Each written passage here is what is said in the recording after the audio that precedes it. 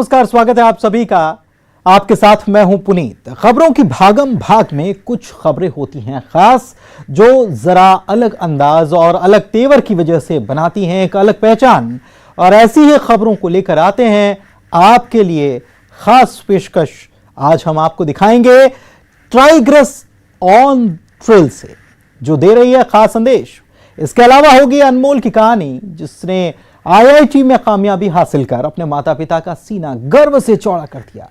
इसके अलावा फूल कैसे बन रहे हैं आर्थिक आजादी का रास्ता, ये भी जानेंगे। और खबरों में आगे दिखाएंगे ठंड और कोरोना से बचाव के लिए जू प्रबंधन की क्या है तैयारी। तो चलिए शुरू करते हैं खबरें जरा हटके। कहते हैं भटके को राह दिखाने से अच्छा कुछ नहीं, लेकिन यह बात अब पुरानी हुई। अब तो पता पूछने वालों को घर अपनी मनचाही मंजिल पर जाना है तो उन्हें जेब ढीली करनी पड़ेगी।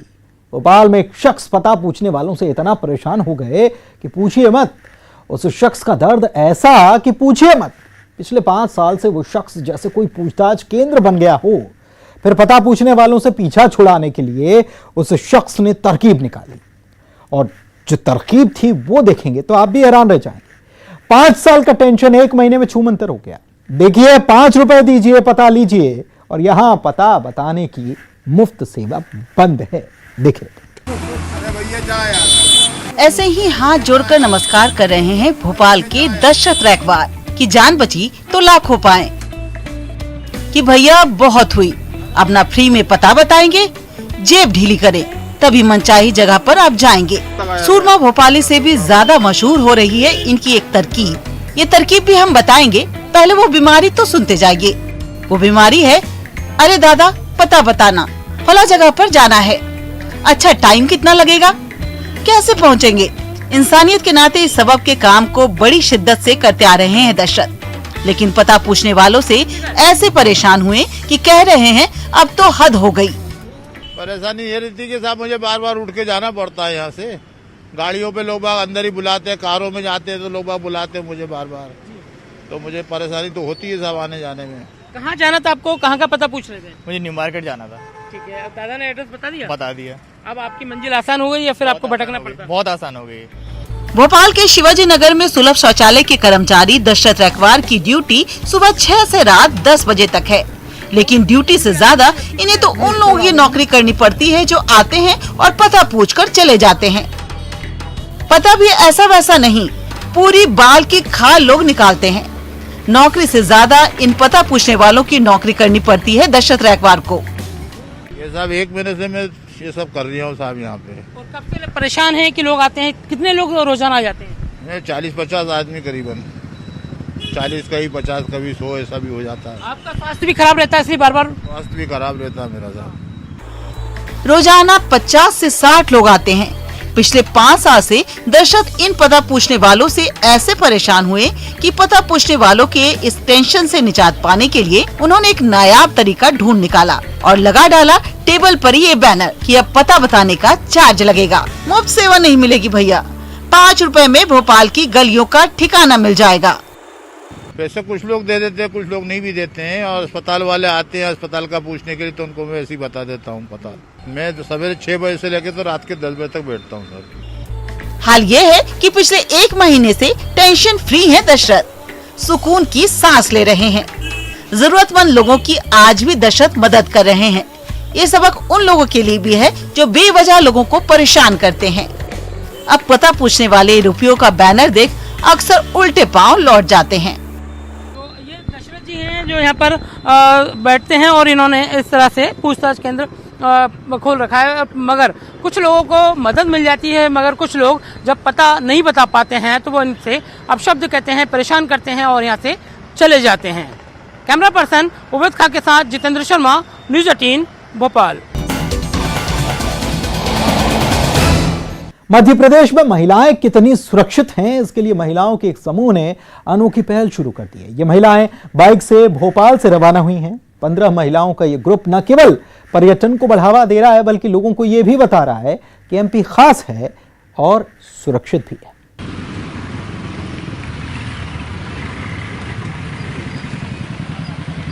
बाइक पर सवार इन महिलाओं को देखिए, नारी शक्ति का प्रतीक बनी इन महिलाओं को नाम दिया गया है टाइग्रेस ऑन द ट्रेल। देश की जानी मानी 15 हस्तियां बाइक के जरिए प्रदेश का सफर कर रही हैं। साथ ही वन्य जीव संरक्षण का संदेश भी दे रही हैं। इन महिलाओं का एक और भी मकसद है, ये लोग पर्यटन को भी बढ़ावा दे रही हैं। सर, ये ग्रुप हम लोग भोपाल से चले हैं 19 तारीख को। 19 से लेकर 24 नवंबर तक हमारा ये यात्रा है, जो टाइग्रेस ट्रेल के नाम से है, जिसका उद्देश्य मध्य प्रदेश को एडवेंचरस स्टेट है वो दिखाना है, और सिंगल लेडीज़ के लिए, सोलो ट्रैवलर्स, जो लड़कियां अकेले सफ़र करना चाहती हैं, बाइक पे सफ़र करना चाहती हैं, उनके लिए बताना कि हमारा राज्य बिल्कुल सेफ है और आप इसे एक्सप्लोर कर सकते हैं। इस यात्रा का उद्देश्य बेटी बचाओ बेटी पढ़ाओ भी है। यहाँ पर हम बेसिकली हमारे दो जो पॉइंट्स हैं, दो मकसद हैं हमारे। एक तो पहला, मध्य प्रदेश में काफ़ी सारी ऐसी जगहें हैं जो लोगों ने नहीं देखी हैं, फिर भी हम क्या करते हैं, हम बाहर जाते हैं, बाहर का टूरिज्म देखने, बाहर किसी भी स्टेट में ट्रैवल करने। हम हमारे मध्य प्रदेश की जो खूबसूरती है वो हमने देखी ही नहीं है, तो उसको प्रमोट करना एक तो सबसे पहला हमारा मुख्य कारण है। और दूसरा जो हमारा मकसद है वो है विमेन एम्पावरमेंट, महिला सशक्तिकरण को बढ़ावा देना। वहीं 3 दिन में बाइक चलाना सीखने वाली डॉक्टर नीता खांडेकर पहली बार एक ग्रुप में सफर कर रही हैं। वो न केवल उत्साहित दिखी, बल्कि उन्होंने दूसरों को भी पर्यटन पर निकलने का संदेश दिया।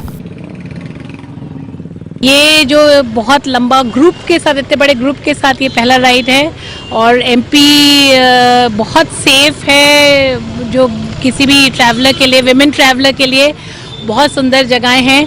सोलो ट्रैवलर के लिए भी ये सेफ है, और मुझे लगता है कि कोविड टाइम्स में आप लोगों को निकल के आना चाहिए और घूमना चाहिए। एमपी सरकार के पर्यटन विभाग ने इस अभियान को शुरू किया है। दल के मंडला पहुंचने पर स्वागत किया गया। इससे पहले इस दल को भोपाल से रवाना किया गया था, जो मधेई, पेंच, कान्हा, बांधवगढ़, पन्ना और खजुराहो होते हुए वापस भोपाल लौटेगा।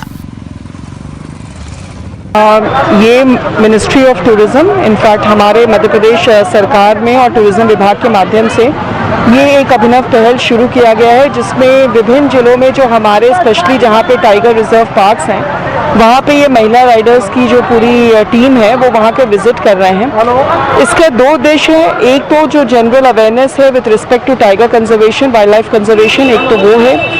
दूसरा ऑब्वियसली एक महिला बाइकर के माध्यम से करने का जो उद्देश्य है वो ये है कि एक महिला सशक्तिकरण या एक जनरल कुछ ऐसी चीज़ें जिससे कि एक आदमी को एक अच्छा मैसेज जाए। महिलाओं के समूह का जगह जगह स्वागत किया जा रहा है।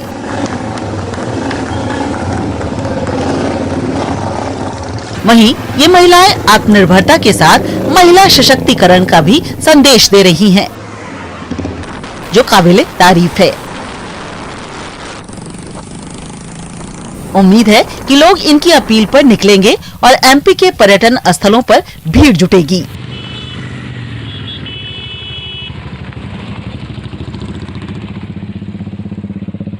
मंडला से न्यूज़ 18 के लिए कृष्णा साहू की रिपोर्ट।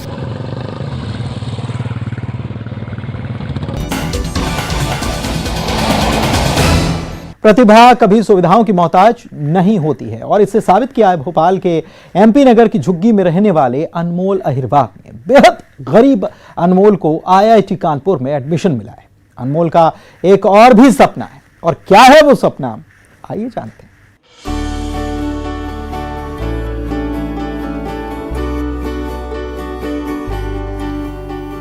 किताबों में डूबे ये हैं अनमोल अहिरवार। पिता चाय पान की दुकान चलाते हैं, माँ भी पिता की मदद करती हैं। घर को देखने से इस परिवार की आर्थिक स्थिति का अंदाजा भी सहज ही लग जाता है। लेकिन गरीबी कभी अनमोल के आड़े नहीं आई। वे मेधावी थे, और यही वजह है कि उन्हें आईआईटी में कामयाबी मिली। अनमोल अब आईआईटी कानपुर में पढ़ाई करेंगे। सुभाष उत्कृष्ट विद्यालय में पढ़ाई कर रहे अनमोल की प्रतिभा और लगन को देख स्कूल के प्रिंसिपल ने आईआईटी की तैयारी की उन्हें प्रेरणा दी। अनमोल ने इसमें सफलता भी हासिल की। कंटिन्यूस एफर्ट रहा है मेरा, 3 साल से मैं मेहनत कर रहा था और मैं फिर पहुंचा हूँ। मैम 12th में तो मतलब मेरा हुआ था लेकिन कम आया था परसेंट मैम, तो मैम क्वालिफाई नहीं कर पाया मैं एडवांस, क्योंकि एडवांस के लिए मेंस तो हो गया था, स्कूल में भी बढ़िया परफॉर्मेंस था मेरा, तो फिर उसके लिए 1 साल का ड्रॉप लिया।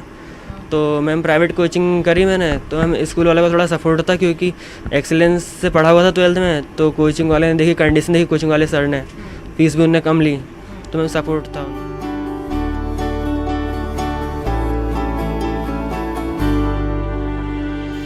अनमोल की कामयाबी बड़ी है, लेकिन उनके पिता को पता नहीं है। वे सादगी से बताते भी हैं।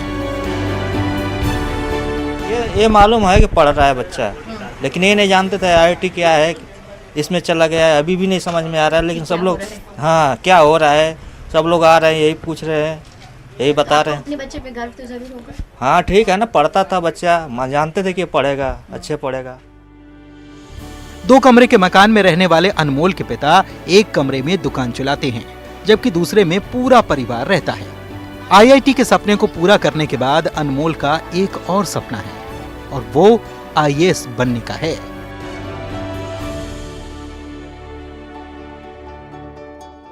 IIT में मैंने सोच कर रहा है कि मैम अच्छी मेहनत करनी है मैम 4 साल तक, और फिर मैम लास्ट में जब अच्छे मतलब प्लेसमेंट वगैरह तो अच्छा होगा ही, क्योंकि अच्छी मेहनत करूँगा मैं। फिर उसके बाद IAS के लिए करना है मैम लास्ट डेट। माता पिता को उम्मीद है कि अनमोल अपने सपने साकार करेंगे। उनको इस बात की तसल्ली है कि वे आगे बढ़ रहे हैं। अनमोल भी चाहते हैं कि आने वाले वक्त में वे माता पिता के संघर्ष और उनकी मेहनत को खुशियों में तब्दील कर दें। भोपाल से न्यूज़ 18 के लिए रंजना दुबे की रिपोर्ट।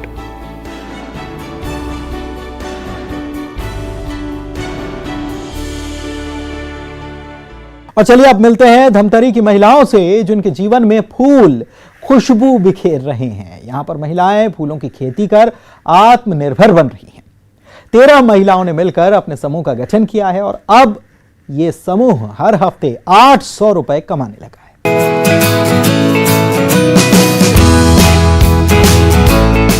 यहाँ हवा में गुलाब के फूलों की खुशबू है।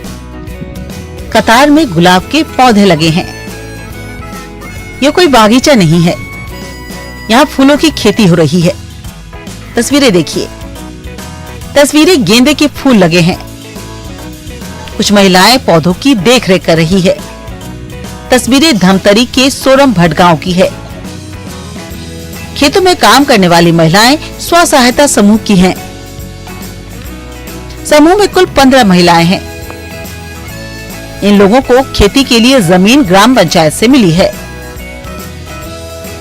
महिलाएं यहाँ फूलों की खेती कर रही हैं। हर हफ्ते फूलों की खेती से समूह को 800 रुपए की आमदनी हो रही है। समूह का कहना है कि फूलों की खेती की ये शुरुआत है। आने वाले दिनों में उनका फायदा और भी बढ़ेगा।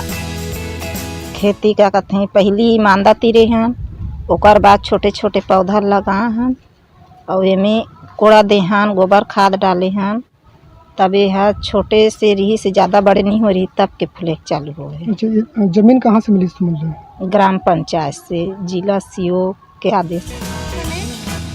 समूह की मदद जिले के उद्यानिकी और पंचायत विभाग ने भी की है।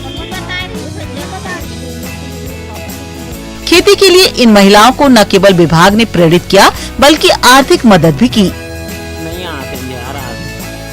महिलाएं न केवल आर्थिक रूप से स्वतंत्र होने लगी हैं, बल्कि दूसरों के लिए प्रेरणा का सबब भी बन रही हैं। धमतरी से न्यूज़ 18 के लिए अभिषेक पांडे की रिपोर्ट।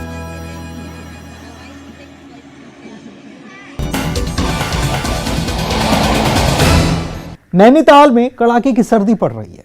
ठंड इंसानों के साथ साथ जानवरों के लिए भी मुसीबत बन गई है।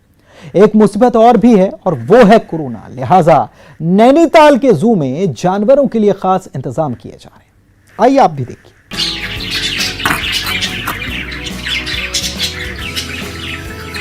कोरोना संकट के बीच बहार में बदल रहे मौसम ने भी इंसानों के साथ जानवरों की चिंता को बढ़ा दिया है। तापमान में गिरावट के बाद नैनीताल चिड़ियाघर में जानवरों के लिए खास इंतजाम किए जा रहे हैं। जानवरों पर ठंड और कोरोना का असर ना हो इस लिहाज से खास तरह के डोज दिए जा रहे हैं। मसलन भालू को गुड़ और शहद की डोज दी जा रही है, तो पक्षियों को अंडा, लहसुन, मुर्गी दाना दिया जा रहा है। रेड पांडा को गाजर, खीरा, लौकी की डोज बढ़ा दी गई है। वहीं गुलदार टाइगर के आहार में भी इजाफा किया गया है। मौसम के मार से बचाने के लिए ब्लोअर और हीटर का इस्तेमाल किया जा रहा है। अन्य जानवर जो हमारे हैं उसमें मिनरल और उनको आदि की हम वो उनको देते हैं, मतलब इसमें फूड में मिला के। और बाकी ठंड के बचने के लिए जैसे हमारा कार्निवोर है तो उनके लिए हम हल्दू आदि ला के उनका हल्दू बिछा देते हैं उनके नीचे। और फिजेंड्री में हम लोग ये करते हैं कि फिजेंड्री इनका बाड़ों को बंद करने के लिए हम लोग तिरपाल से ढक देते हैं जिससे ठंड का प्रभाव कम रहे। ठंड के दौरान जानवरों को ज्यादा कैलोरी की जरूरत होती है, लिहाजा जानवरों को प्रोटीन युक्त भोजन दिया जा रहा है। ये विंटर्स होते हैं, बहुत ज़्यादा ठंड पड़ती है तो इसमें एक्स्ट्रा एनर्जी की ज़रूरत होती है क्योंकि बॉडी में ज़्यादा उसको सहन करने की शक्ति पैदा करनी होती है। इससे बॉडी के अंदर एक एक्स्ट्रा एनर्जी आती है और ब्लड सर्कुलेशन फास्ट होता है, जिससे के कारण कि इनके बॉडी का टेम्परेचर जो होता है थोड़ा सा बढ़ता है, जिससे कि वो बाहर के टेम्परेचर के साथ एक्यूमुलेट कर पाते हैं। कोरोना काल में ठंड इंसानों के साथ साथ जानवरों के लिए भी घातक है। ऐसे में नैनीताल जू जानवरों के लिए भी जो भी जरूरी है वो इंतजाम कर रहा है। नैनीताल से न्यूज़ 18 के लिए वीरेंद्र बिष्ट की रिपोर्ट।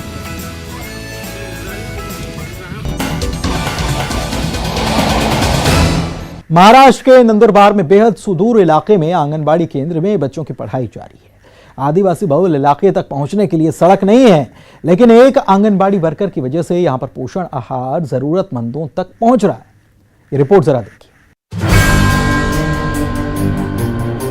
ये है रेलू बासे।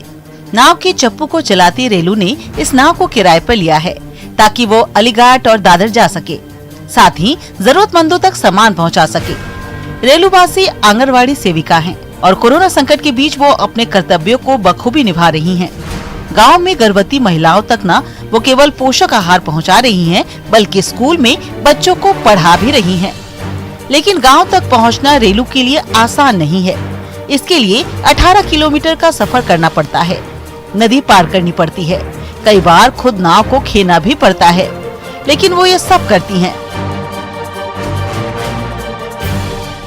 मुक्काम चिमलखेड़ी, तालुका अक्कलकुआ, जिला नंदुरबार। हर दिन जाना आसान नहीं होता। कई बार नाव खेने की वजह से मेरे हाथ दुखने लगते हैं, लेकिन उसकी मुझे चिंता नहीं है।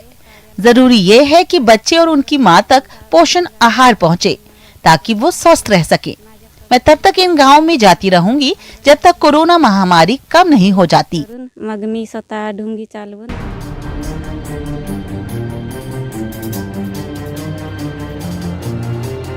रेलू को कई बार पति का साथ मिलता है और कई बार उनको दूसरी आंगनबाड़ी सेविका का भी साथ मिलता है। 27 साल की रेलू खुद 2 बच्चों की मां है। शायद यही वजह है कि वो जज्बे और बच्चे दोनों की परेशानी समझती हैं।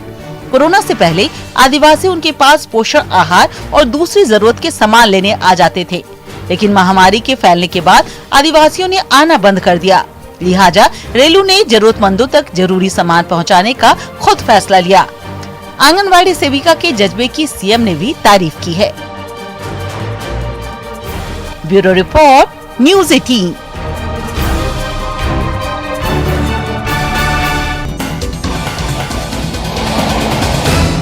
बिहार के माउंटेन मैन दशरथ मांझी आपको क्या याद हैं? जरूर याद होंगे, जिन्होंने पत्नी प्रेम में 22 साल में पहाड़ काटकर रास्ता बना दिया था। आज हम आपको झारखंड के दशरथ मांझी से मिलाने जा रहे हैं, जिन्होंने अपनी पत्नी के लिए पहाड़ का सीना चीरा, कुआं खोदा और पेयजल संकट दूर करके बेमिसाल बन गए। जब तक तोड़ेंगे नहीं तब तक छोड़ेंगे। जब तक तोड़ेंगे नहीं तब तक छोड़ेंगे नहीं। हम पागल हैं, जिंदगी खराब कर रहा है, आप अपना टाइम खराब मत करें। Film Manjhi the mountain man में बिहार के माउंटेन मैन दशरथ मांझी के पहाड़ काटकर रास्ता बनाने के संघर्ष का चित्रण किया गया। लेकिन सच में वो संघर्ष कैसा रहा होगा? 22 साल दिन रात बिना रुके बिना थके, लगभग चाड़ा पहन जैसा, जिन्होंने अपनी पत्नी के लिए पहाड़ काटकर 25 फीट गहरा कुआं खोद दिया। पहले मेरा पत्नी बहुत दूर से लाते हैं पानी, 1.5 किलोमीटर दूर से हम लाते हैं। तो जून महीना तो पूरा पानी खत्म हो जाता है यहाँ का, अगल बगल का। धीरे धीरे हम खोद दिए हैं, अब चट्टान के ऊपर हम खोदे हैं, तो खोद दिए, गड्ढा किए हैं। अभी तक पानी है। झारखंड के खूंटी में कोजड़ोंग गांव के रहने वाले चाड़ा पाहन की पत्नी कई किलोमीटर दूर से पानी लाती थी। पानी की समस्या को दूर करने के लिए चाड़ा पाहन ने पहले पहाड़ काटकर कुआं बनाया और फिर पाइपलाइन बिछाकर पानी घर तक पहुंचा दिया। ओ पाइप ही हम तोपे हैं 1 इंच क्या, अंदर से थोड़ा 2 फुट गड्ढा करके हम घर तक हम ले गए हैं यही पाइप से, और वहाँ तक अभी वहाँ घर में पानी निकल रहा है अपने से, बिना मशीन से। कोजड़ोंग गांव के लोगों के लिए चाड़ा पाहन दशरथ माझी से कम नहीं है। उनके खोदे कुएं और पाइपलाइन से पूरे गांव में पानी का संकट दूर हो गया। गांव वाला अब यहाँ तो नहीं होता, हम लोग जो पाइप से हम घर तक पहुँचे हैं ना, वही पाइप से उसे खाने के लिए ले जाते हैं। चाड़ा पाहन सरीखे लोग समाज के लिए बेमिसाल हैं। उनका संघर्ष सिखाता है कि जिद, मेहनत और जज्बे से हर चुनौती से निपटा जा सकता है। Bureau report, news 18 network.